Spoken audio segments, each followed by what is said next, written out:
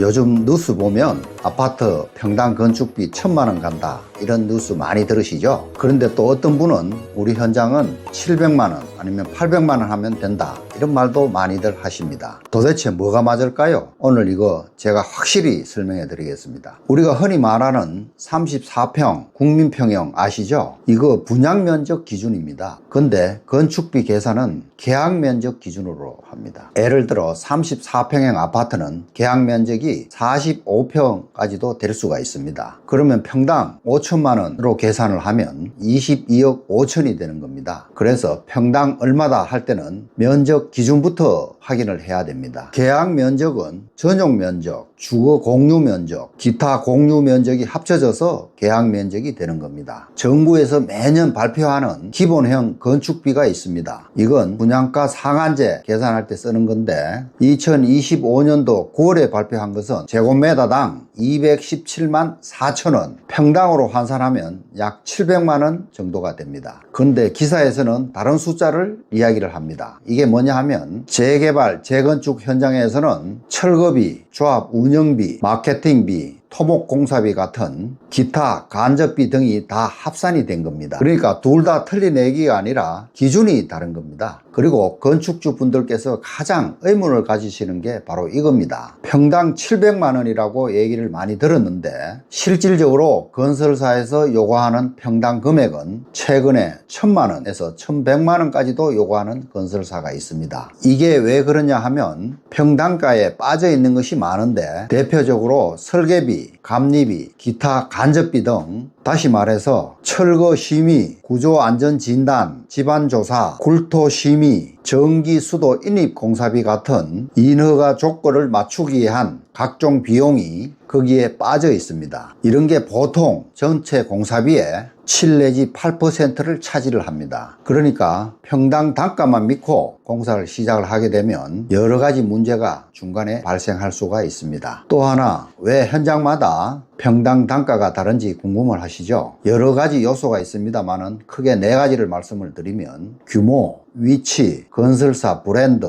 분양 당시 시장 상황, 규모가 커질수록 공사비 단가는 낮아지고 고급 사양을 넣으면 공사비가 상승을 할 것이고 또한 요즘 자재비 및 인건비를 통합해서 30% 이상 공사비가 상승한 현황입니다. 그래서 예전에는 평당 600만 원 정도면 가능했었는데 지금은 거의 1,000만 원 이상까지도 상향 조정되는 실정입니다. 그래서 중요한 게 VE, Value Engineering입니다. 가치를 창출하는 전문 공학입니다. 가치를 창출하기 위해 오랜 현장 경험과 노하우를 바탕으로 기술력을 접목시켜 동일한 퀄리티와 기능을 유지하면서 비용을 절감할 수 있는 방법입니다. 이 VE 과정은 프로젝트 초반에 실시를 해야 효과가 극대화될 수 있습니다. 기획 설계, 기본 설계, 최소한 실시 설계 초기 단계에 실시해야만 효과를 극대화할 수 있습니다. 공사가 시작되고 나면 이미 늦습니다. 예를 들어 기획 및 기본 설계 단계에서 VE가 시작이 되면 전체 공사비의 10%를 절감할 수 있는 것을 공사가 시작된 단계에서 하면 2% 절감도 어렵습니다. 심지어는 설계 변경으로 인하여 공사비가 오히려 정액될 수도 있습니다. 자, 오늘 말씀드린 내용을 정리를 해 보겠습니다. 첫째, 분양가는 규모, 위치, 건설사 브랜드,